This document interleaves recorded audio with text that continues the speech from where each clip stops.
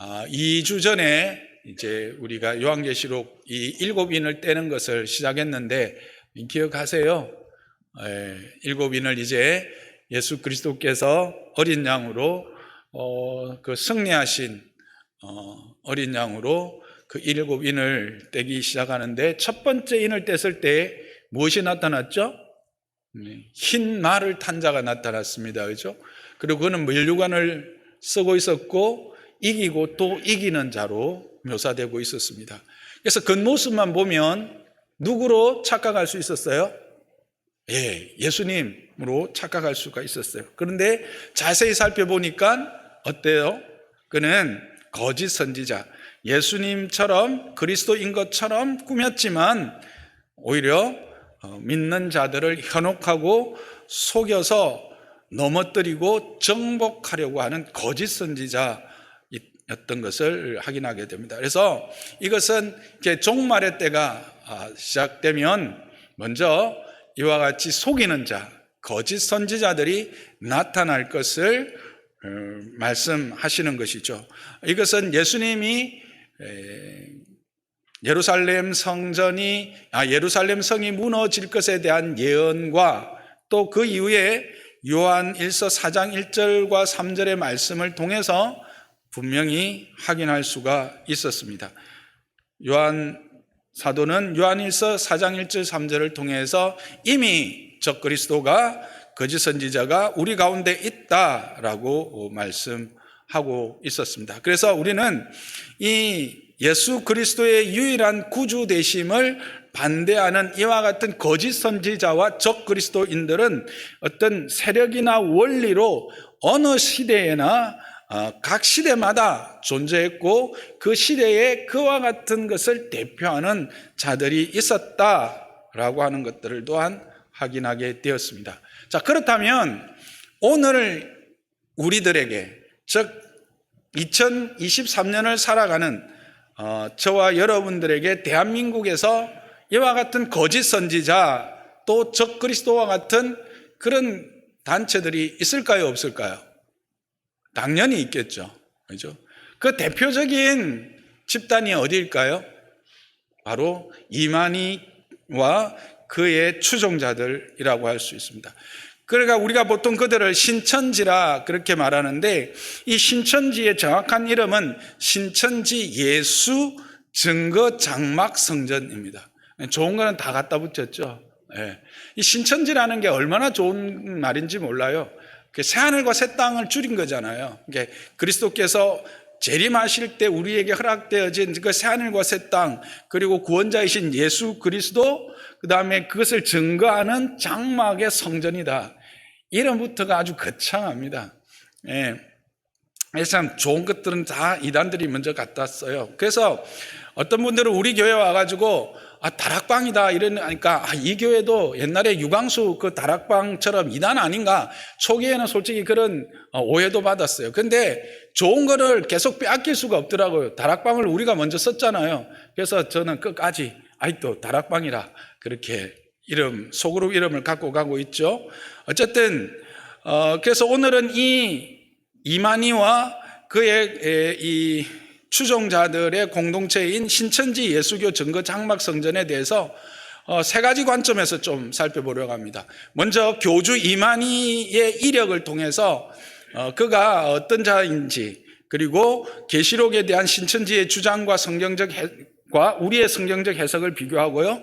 그 다음에 신천지에 넘어가는 이유와 그들에 대한 우리의 자세들을 조금 살펴보려고 합니다. 먼저 이만희의 이력을 좀 살펴보겠습니다. 그 사람의 이력은, 삶의 흔적은 그 사람이 어떤 존재에 있는지를 확인할 수 있는 좋은 자료가 됩니다.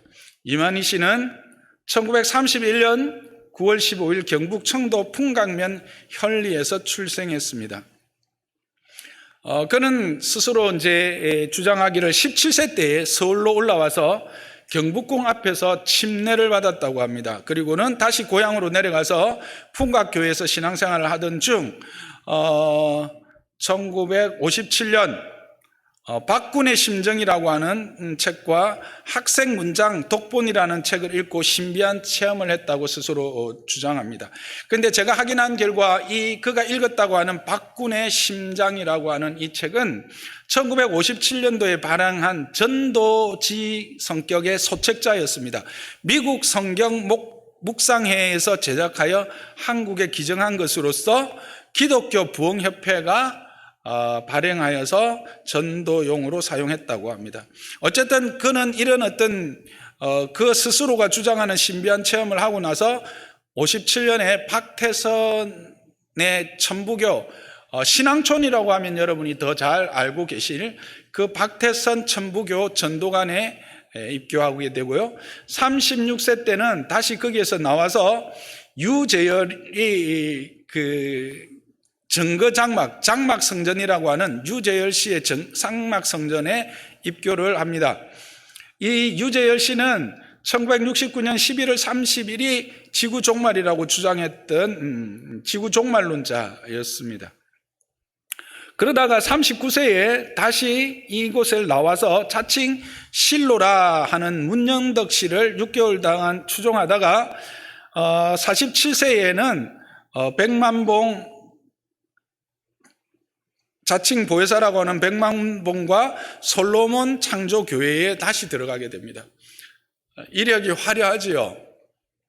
그리고는 49세 때는 1980년도에 홍종효, 신종환 등과 함께 경기 안양의 신천지 안양교회를 세웁니다. 근데 이때 어떤 일이 일어났느냐 하면 동시에 그가 처음 박태선 그 천부교에서 나와서 들어갔던 장막성전인 유재열의 장막성전이 이렇게 없어집니다. 없어졌다기보다는 유재열이라고 하는 이분이 심경의 변화를 받아서 자기가 그것을 오평호라고 하는 목사에게 물려주고 자신은 미국으로 가죠. 그래서 여러분들이 혹 그 전도 이 신천지 책자를 보거나 들은 사람이 있을 수 있는데 그들은 유재열을 배도자라고 오평호를 멸망자라고 합니다. 그들이 나중에 나오지만 이 배도자와 멸망자를 넘어서서 자기가 구원자라고 하거든요. 1980년도에 이와 같은 일들이 있었어요. 그래서 뒤에 유재열 씨의 증언에 의하면 이만희라는 사람은 유재열 씨가 잘 몰랐대요.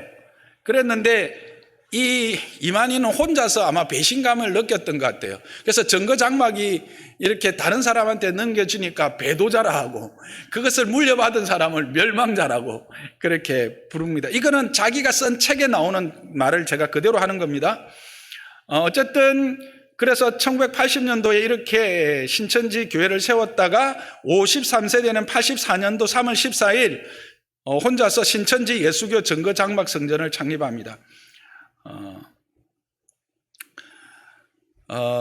그래서 그들은 이때를 기점으로 해서 천년왕국이 이루어졌고 새하늘과 새 땅이 시작되었다고 주장하고 있는 것이죠. 어떻습니까, 여러분? 이 이만희 씨를 보면서 왜 그가 그와 같은 사상과 주장을 하는지를 아시겠죠. 믿음이 어디에서 시작되고 자라는지가 참으로 중요합니다. 여러분은 성경적인 교회와 성경적인 말씀으로 함께 나누는 이 교회에 있다는 것을 늘 감사하고 또 기뻐하시는 여러분 되시기를 주님의 이름으로 축복합니다. 그렇다면 요한계시록을 그들은 어떻게 보고 풀고 있는가 하는 겁니다. 그들이 가장 중요하게 생각하고 들어가면 하는 공부가 바로 요한계시록 공부거든요. 그러면서 그들이 주장하는 것은 요한계시록은 자기들만이 풀 수 있다 이렇게 주장해요. 그런 말을 혹 들어보신 분이 여기 아마 계실 거예요. 그러면 왜 그런 주장을 하는지 한번 살펴보겠습니다. 근거는 이겁니다. 요한복음 16장 12절인데요. 저 근거 구절 한번 읽어볼까요? 시작. 내가 아직도 너희에게 이를 것이 많으나 지금은 너희가 감당하지 못하리라. 이 말씀을 근거로 해서 이 예수님의 말씀이잖아요. 내가 아직도 너희에게 이를 것이 많다는 겁니다. 그런데 지금은, 즉 예수님이 그 말씀하실 때는 너희가 제자들이 감당하지 못하기 때문에 내가 이 말을 더 이야기 안 하고 언제 했느냐? 95년이 흐른, 즉 사도 요한에게 밤모섬에서 이 계시를 했다. 그래서 그 계시한 책이다라고 하는 겁니다. 그런데 그들은 이 계시를 두 가지로 풉니다. 다음 PPT요. 계시를 환상 계시와 실상 계시라고 있다고 주장을 하는 거예요. 이건 그들의 주장이에요. 그래서 요한이 받은 계시를 환상 계시라고 하는 거죠. 기원 후, 즉 예수님이 성천하신 후 95년에 밤모섬에서 속히 될 일에 대하여 성령의 감동으로 받은 것이 환상 계시라는 겁니다. 왜 이걸 미리 줬느냐? 그것이 실상이 되어질 때 믿을 수 있도록 줬다는 게 그들의 주장이에요. 그러면 실상 계시는 언제 이루어졌느냐? 사도 요한격의 사명자, 약속된 목자가 나타났을 때입니다. 그게 언제입니까? 즉 이만희가 나타나는, 바로 이만희가 그 계시를 받은 1900 몇 년이죠? 그 신천지 교회가 생났던, 내가 이래 기억력이 없습니다. 84년 3월 84년대 1900년이 지난 이후에 그게 나타났다는 거예요. 그리고 어디에서 그것이 주어졌느냐?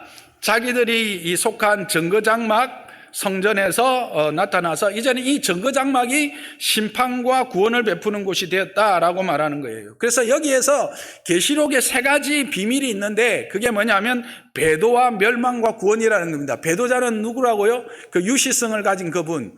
또 멸망자는 누구라고요? 제가 이름을 기억하지 못하는 어떤 그분, 유씨가 넘겨준 그분.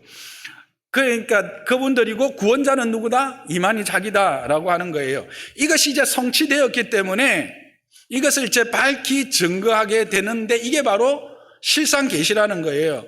그래서 이것을 믿으면 영생을 얻을 수 있다라고 하는 것이 그들의 주장입니다. 그래서 결국 이 사도 요한격의 사도가 누군가, 사명자가 누군가, 약속된 목자가 누군가, 그들은 누구라고 말하는 거예요? 이만희 씨 스스로가 자기 자신이라는 거예요. 그러면 왜 이만희 씨가 이 목자인가? 그들이 주장하는 거예요. 시대마다 하나님의 택한 목자가 있었다라는 거예요. 창세기에는 뭐가요? 처음에 창조 때는 누구? 아담. 노아 홍수 때는 노아. 그리고 아브라함 때는 누구? 아브라함. 출애굽 때는 모세. 가나안 정복 때는 요수아와 같이 이런 시대마다 목자가 있었고, 복음의 역사는 그래서 누구에 의해서? 예수님에 의해서 그렇게 증거되었던 것처럼 이 계시록의 시대도 열어갈 실상을 풀어갈 목자가 있는데 바로 그가 누구냐 하면 자기 자신 이만희다라고 자기가 주장한 거예요. 그래서 자기는 이 새 요한이다라고 하는 거고, 자기가 참 목자이고 자기가 바로 이긴 자다라고 말하고 있는 거예요.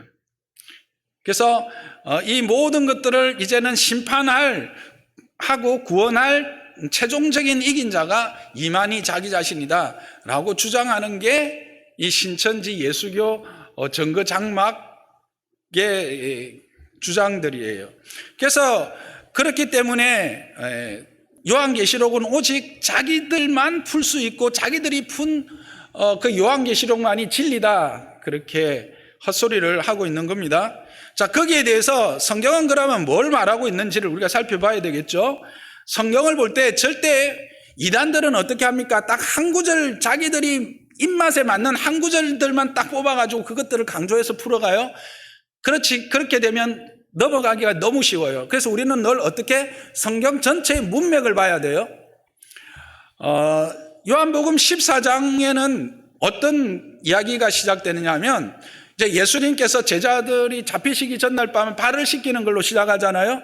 그러면서 자기가 이제 십자가에 달리고 이제 그러나 다시 살아날 것에 대해 말씀하죠. 그럴 때 제자들이 어떻습니까? 마음이 너무 많이 두려운 거예요. 3년 동안 모든 걸 다 바쳐서 따랐던 이제 스승이 죽는다. 그들은 예수님의 부활 이런 거는 생각 안 하고 그냥 죽는다 여기에 꽂힌 거죠. 두려워하니까 두려워 말라 말씀하시면서 내가 곧 길이고 진리고 생명이고 내가 가는 것이 너희에게 더 유익한 것이고 내가 가면 또 다른 보혜사, 내가 처음 보혜사였고 또 다른 너희를 지키고 너희를 인도하고 너희에게 힘과 지혜와 믿음의 능력을 줄 다른 보혜사 성령이 오게 될 것인데 그는 너희들에게 내가 말한 모든 것을 가르치고 생각나게 해서 너희들이 이 믿음을 떠나지 않게 할 것이다 라고 하는 걸 쭉 말씀하시는 것이 14장부터 16장 내용이에요. 그래서 그 중에 하나를 이 사람들이 16장 12절만 딱 떼낸 거죠. 그래서 그들이 그렇게 해석한 건데 12절 다음에 13절이 당연히 있겠죠. 13절을 보겠습니다. 그러나로 시작합니다. 역접입니다. 바로 이야기하고 있어요. 너희들이 지금 감당하지 못하고 내가 지금 말하는 걸 다 감당하지 못하지만 진리의 성령이 오시면 그가 너희를 모든 진리 가운데로 인도하실 것이다 라고 이야기를 한 것이죠. 그런데 이 진리의 성령이 언제 오십니까? 1900년 동안 가만히 계시다가 이만희한테만 옵니까? 사도행전 1장 4절 5절에 예수님이 이렇게 말씀하시죠.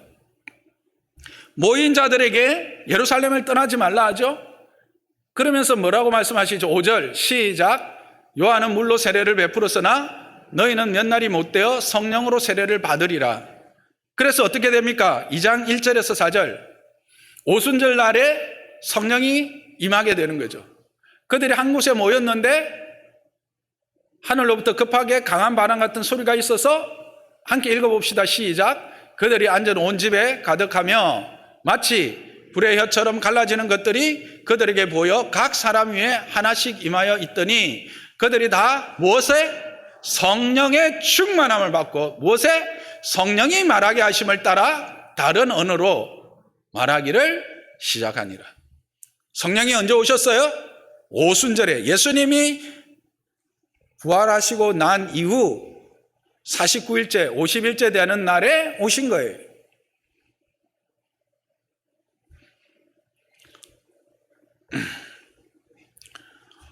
결국 그들이 주장하는 건 다 뭐다? 거짓이다라는 거예요. 그리고 그들이 요한계시록을 해석할 때 환상계시와 실상계시로 해석을 했죠. 그래서 계시는 사도 요한이 받은 것은 환상계시였고 그 환상계시가 실현되는 게 그 사도 요한 격인 이만희가 받은 것이 실상이고 그래서 그 실상계시를 받은 자신에 의해서 실현되어진다 이렇게 주장했잖아요. 그러면 정말 그런가?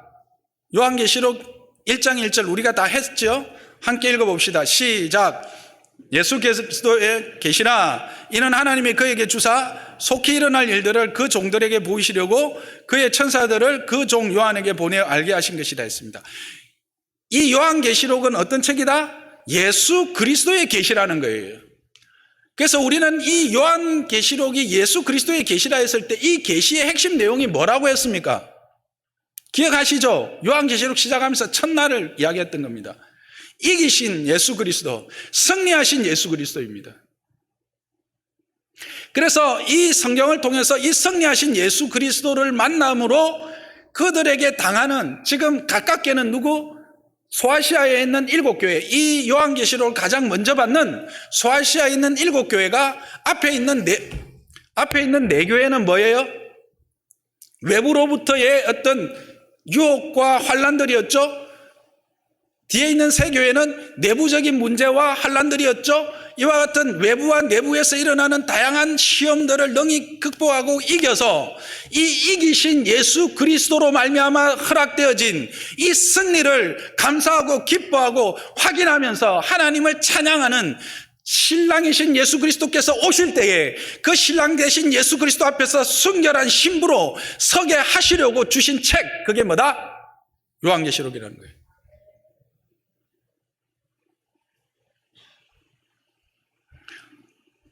여러분, 그러니까 뭐 환상계시니 실상계시니 전부 다 거짓이에요. 그래서 그들이 비유로 푼다라고 할 때 비유로 풀 수밖에 없는 이유가 있어요. 왜냐하면 비유로 풀지 않고 성경을 성경대로 풀면은 자기 말들이 완전히 가짜라는 게 나타나기 때문에 억지로 비유로 풀면서 갖다 끼워 맞추는 거예요. 자기들이 주장하는 대로.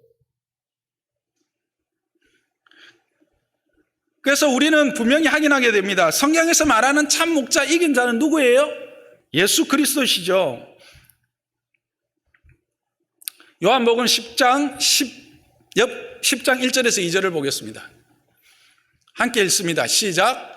내가 진실로 진실로 너에게 이르노니 문을 통하여 양의 우리로 들어가지 아니하고 다른 데로 넘어가는 자는 절도며 강도요 문으로 들어가는 이는 양의 목자라. 7절 시작. 그러므로 예수께서 다시 이르시되 내가 진실로 진실로 너희에게 말하노니 나는 양의 문이라. 즉 예수 그리스도로 말미암지 않는 예수 그리스도의 자리를 대신하는 모든 것들은 뭐라고 말합니까? 강도요 절도라는 겁니다. 그러면서 14절에 뭐라고 말씀하시죠? 시작. 나는 선한 목자라. 나는 내 양을 알고 양도 나를 아는 것이 아버지께서 나를 아시고 내가 아버지를 아는 것 같으니 나는 양을 위하여 목숨을 버리노라. 선한 목자다, 참 목자다고는 증거는 뭐다? 양을 위하여 목숨을 버린다고 했습니다. 이만희가 주장하는 게 뭐예요? 나는 안 죽는다예요. 예수님의 말씀과 어떻게 됩니까? 완전히 대척점에 서 있는 거예요. 예수님은 양을 위하여 목숨을 버리셨어요. 그러므로 우리의 목자가 된 거죠. 물론 지금 이만희가 뭐 죽는다고 해서 참 목자가 될 수는 없어요. 아니, 죽고 나면 또 이 구절을 가지고 이만희가 진짜 양들을 위해서 죽었다 있다고 소리 할 수도 있겠다는 생각이 갑자기 드네요. 네. 그 다음에 이긴 자입니다. 그가 이긴 자라고 말하는데 성경은 분명히 이긴 자가 예수 그리스도라고 말합니다. 5장 5절, 계시록 5장 5절 우리가 살펴봤던 거죠.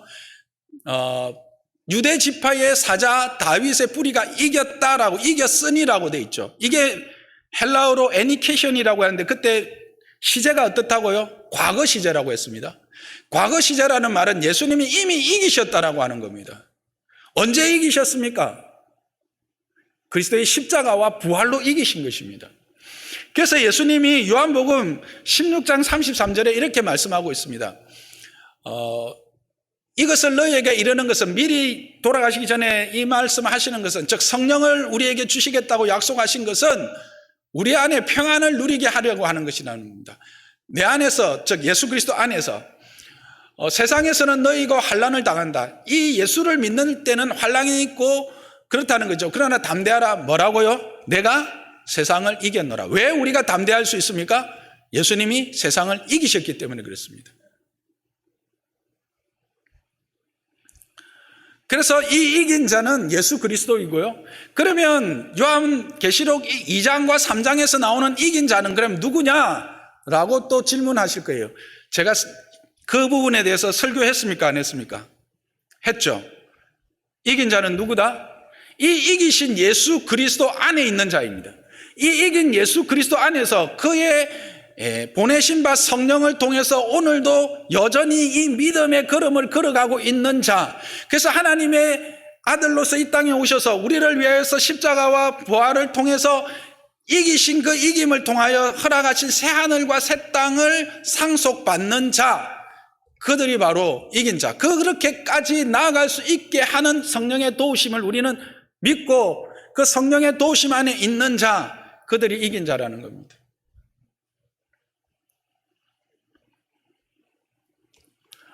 그래서 예수님이 우리가 지난주에 살펴본 것처럼 마태복음 24장 23절에서 27절에 분명히 말씀하고 있습니다.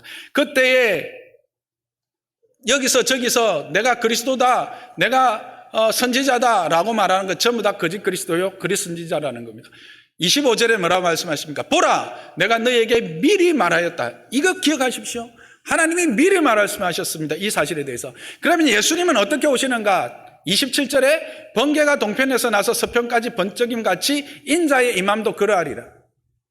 이 말이 뭡니까? 모든 이가 볼 수 있도록, 모든 이들이 그 사실을 확인할 수 있도록 오신다라는 겁니다. 저는 이거를 어릴 때 고민했어요. 아니, 예수님이 이쪽 하늘에서 오시면 이 지구가 둥그니까 반대쪽 하늘에서는 안 보일 건데? 요즘에 해결됐어요. 그거 언제 해결됐냐면 생중계라는 것을 제가 알고 해결됐어요. 예수님이 오시면 반드시 생중계 될 거예요. 요즘에는 뭐 유튜버들이 많아가지고 생중계 하기 전에 막 먼저 아마 SNS에서 뜰걸요. 어쨌든 모든 사람들이 볼 수 있게 오신다는 사실이에요. 어느 날 갑자기 뭐 정거장막인가 뭔가에서 이만희에게만 슬쩍 오시지는 않아요. 그런데 우리의 의문은 뭡니까? 왜 많은 사람들이 이와 같은 거짓에 넘어가는가 하는 거예요. 이것은 철저히 그들이 계획 가운데, 전략 가운데 이 일들을 시행하기 때문에 그래요. 이 사람들은 철저히 선 관계를 형성하고 후 교리 교육으로 넘어갑니다. 물론 거리에서 뭐 성경에 대해서 성경 공부할까요? 라고 접근하는 사람들이 있지만은 대부분은 먼저 포섭된 친구, 학교 선후배, 가족 등 주변을 통해서 신상을 미리 확보합니다. 신상 정보를 확보해서 그 사람에게 접근해서 그 사람의 필요를 채워준다라는 거예요. 그 사람이 힘들어하는 부분에 실질적인 도움을 줘요. 여러분, 나를 처음 만났는데 내 문제를 알고 있고 내 고민을 알고 접근하는 사람이 있으면 99% 신천지라 생각하시면 됩니다. 그러면서 성경 공부를 슬쩍 끼워 넣으면 100%입니다. 100%.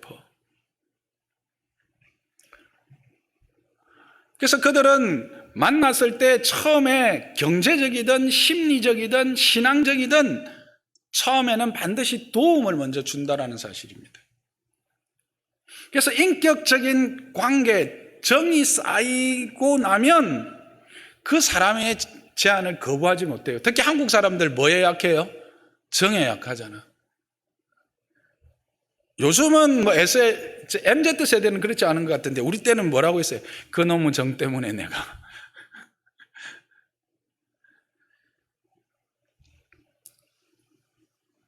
이거는 우리에게 아주 중요한 메시지를 주죠. 첫째는 우리가 그들이 이런 어떤 교모한 방법으로 접근한다는 사실을 우리는 알아야 되는 것과 동시에 우리가 정말 필요한, 우리가 가지고 있는 이 참 진리를 우리는 어떻게 나의 사랑하는 부모님과 친척들과 형제들에게 전할 수 있을 것인가 하는 거예요.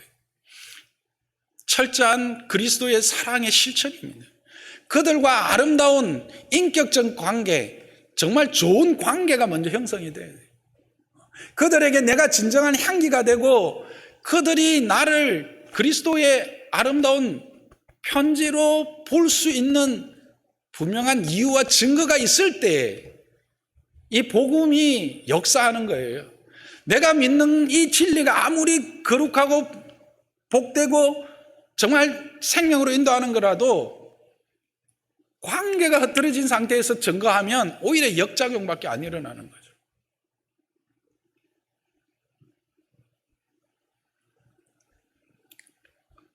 우리가 교회가 또 어떠해야 되는지도 도전을 받게 됩니다. 교회가 그들의 필요가 뭔지를 철저히 먼저 살펴야 돼요.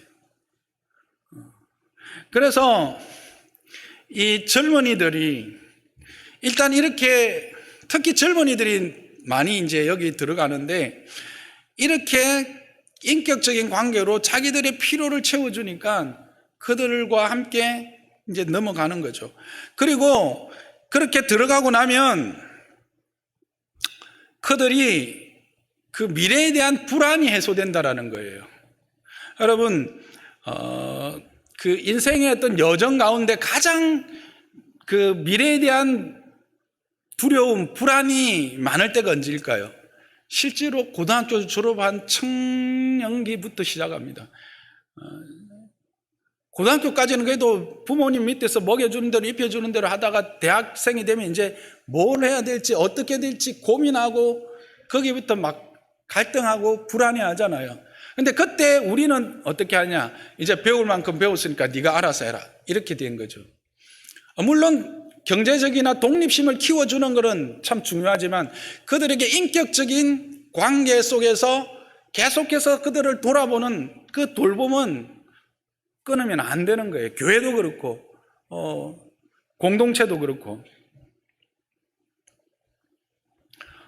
그래서 그들이 이제 신천지에 들어가면 교육받는 게 뭐냐면 14만 4천 안에 들어오면 순교한 영혼과 만나게 된다는 겁니다. 14만 4천 안에 들어오면 순교한 영혼과 만나게 되는데 그렇게 순교한 영혼이 내 안에 들어오면 이 고린도전서 15장에 나오는 그 부활을 그대로 이제 인용해요. 썩을 몸이 썩지 않을 몸이 되고 죽을 몸이 죽지 않은 몸이 되는 거예요. 그리고 나는 어떤 존재가 되느냐? 대제사장이 된다고 말해요. 우리가 말하는 왕 같은 대제사장으로 이 세상에서 그 사명을 감당하게 된다는 거죠. 그러면 이 왕 같은 대제사장의 사명이라는 게 뭐냐? 바로 신천지 교리와 같은 자기들이 말하는 이 진리의 교리를 이제 가르치는 자가 되는 거죠. 선생이 되는 거죠. 그런데 그렇게 그들이 이제 14만 4천 안에 들어와서 이와 같은 그 존재가 되면, 왕 같은 존재가 되면 셀 수 없는 흰 옷을 입은 무리들이 자기들에게 온다는 거예요. 가르침을 받으려고. 왕 같은 제사장들에게. 올 때 그냥 올까요? 아니요. 그 검은 보화를 싸들고 온다라는 거예요. 그래서 그들에게 이 신천지 교리만 잘 가르치면 아무런 문제가 없는 거예요. 이 땅에 이제 영원히 살죠. 모든 것들이 그 흰 옷을 입은 무리들이 가르침을 받으려고 올 때 검은 보화 다 갖고 오죠. 뭐가 문제예요? 그러면서 이제 묻는 거죠. 이렇게까지 세뇌되고 나면, 자, 너가 앞으로 왕 같은 제사장으로 살아갈 것인데 지금 직장 때문에 고민할 필요가 있어?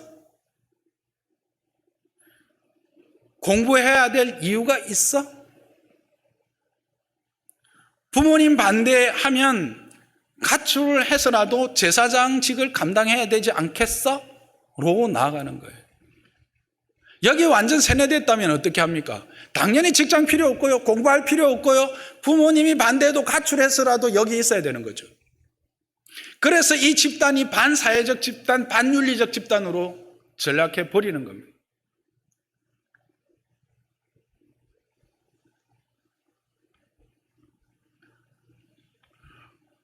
그래도 우리 생각에 그게 이성적으로 용납할 수 있을까?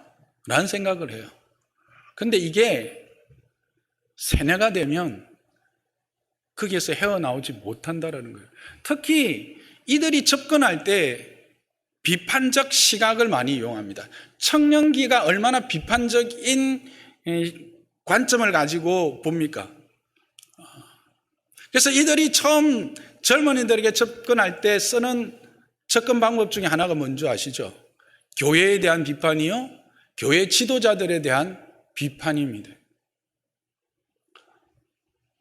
그래서 그들은 이런 그 교육을 위한 영상까지 만들었어요. 기성교회는 사탄에 속한 곳이고, 그러므로 그들은 무너져야 하는 집단이라는 겁니다. 그래서 기성교회가 가지고 있는 부조리들, 분란들, 목회자들의 윤리 같이 이제 뭐 한번 이렇게 방송되고 이러면 그런 것들을 모아가지고 영상을 만들어가지고 계속 교육하는 거예요. 근데 이게 참 아이러니하게도 거기에 빠진 젊은이들이 대부분 어릴 때부터 들었던 이야기예요. 누구에게서? 엄마, 아빠에게서. 참 우리가 조심해야 합니다. 여러분들, 이 신천지에 빠진 젊은이들, 특히 예수 믿다가 신천지에 간 젊은이들의 많은 이들이 목사의 자녀였고 장로와 권사와 안수집사와 같은 교회 중직자의 자녀라는 사실 여러분 알고 계십니까? 충격이죠? 왜 그랬을까요? 어릴 때부터 매일 목사가 집에 오면 장로 욕하고 안수집사 욕하고 권사 욕한 거예요. 장로님이 집에 가서 매일 목사 욕하고 권사 욕하고 안수집사 욕하고 교회 욕한 거예요. 권사님들이 그런 거예요. 안수집사님들이 그런 거예요. 그러니까 어릴 때부터 아이는 갈등하면서 가는 거예요. 왜 이런 교회를 내가 다녀야 할지?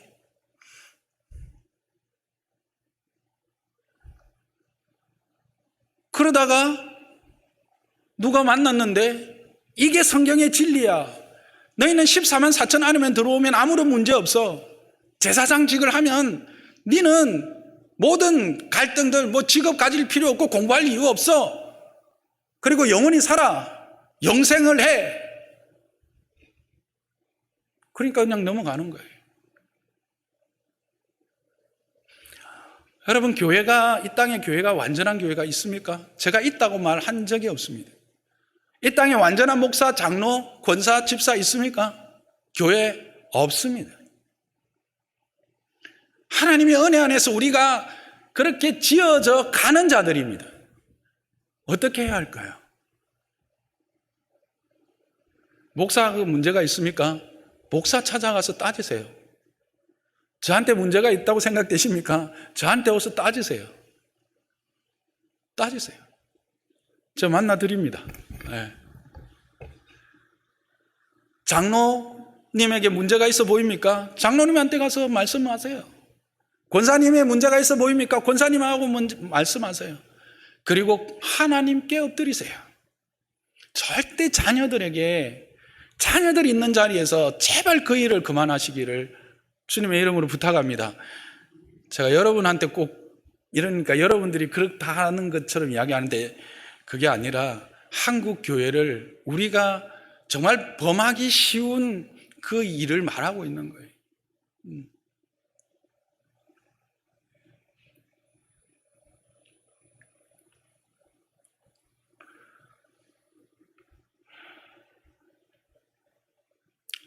말씀을 정리하겠습니다. 이제 한국 교회가 이와 같은 어려운 상황이 있습니다. 우리가 더욱 어디에 집중해야 할까요? 성도를 온전케 하며 그리스도 일을 하기 위해서 가르치는 일에 집중해야 합니다. 여러분은 어디에 집중해야 할까요? 배우는 일에 집중해야 됩니다. 말씀을 배우기를 열심히 다하십시오. 우리 교회, 저는 참 여기도 지금 예배 오셨는데 70이 넘으셨는데 60이 넘으셨는데 오셔서 새가족반 하시고 1:1 하시고 배우는데 얼마나 즐거워하시는 분이 계신지 몰라요. 여러분은 아는 만큼 하나님의 은혜 안에서 참된 그 이김의 누림을 가질 수 있는 것을 믿으시기 바랍니다. 모르면 세상이 우리를 지배하고 그 세상 안에서 갈등하고 계속 하나님과 세상 사이에서 갈등하다가 결국 믿음은 놓치지 못하지만 부끄러운 구원은 얻겠지만 진정 하나님의 은혜의 그 부요함을 누리지 못하게 됩니다. 우리 안에 정말 그리스도의 사랑이 함께 넘치기를 주님의 이름으로 부탁합니다. 저는 그래서 이 말씀을 들으면서 내가 청년 대학생들 조금 더 관심 가져야 되겠다. 청년대학부 교육자에게도 부탁하지만 담임 목사로서 그들에게 조금 더 가까이 다가가고 해야 되겠다. 나도 솔직히 청년대학부 정도 되면 이제 스스로 좀 뭔가 할 수 있지 않겠나 그런 생각했는데 조금 더 그들이 가지고 있는 그 갈등들과 그 불안함들에 대해서 우리가 관심 가지고 그런 시스템도 좀 만들어 봐야 되겠다 하는 생각을 하게 됩니다. 그리고 교회에 대해서 연약함들을 오히려 하나님 앞에서 가슴에 품고 목회자를 위해서 연약한 권속들을 영적 지도자들을 위해서 기도하는 자가 되는 저와 여러분 되시기를 주님의 이름으로 부탁합니다. 말씀을 마태복음 24장 23절 27절을 함께 읽음으로써 정리하겠습니다. 함께 읽겠습니다. 시작. 그때 사람들이 너희에게 말하되 보라 그리스도가 여기 있다 혹은 저기 있다 하여도 믿지 말라. 거짓 그리스도들과 거짓 선지자들이 일어나 큰 표적과 기사를 보여 할 수만 있으면 미혹하리라. 보라 내가 너희에게 미리 말하였노라. 그러면 사람들이 너희에게 말하되 보라 그리스도가 광야에 있다 하여도 나가지 말고 보라 골방에 있다 하여도 믿지 말라. 번개가 동편에 나서 서편까지 번쩍임같이 인자의 임함도 그러하리라. 아멘. 말씀을 생각하며 함께 기도하겠습니다. 이 시간 우리가 이 말씀 끝나고 기도할 때 보면 제가 대표해서 기도하는 걸로 아시는 분들이 많던데 아닙니다. 말씀을 들은 여러분이 기도에 대하여 반응하는 시간입니다. 말씀에 대하여 반응하는 기도 시간입니다. 그래서 받은 은혜들을 감사하시고 또 은혜에 대해서 결단하시고 하나님 앞에서 어떻게 살 것인지를 고백하는 그런 기도를 함께 드리는 시간이 이 시간입니다. 함께 기도하겠습니다.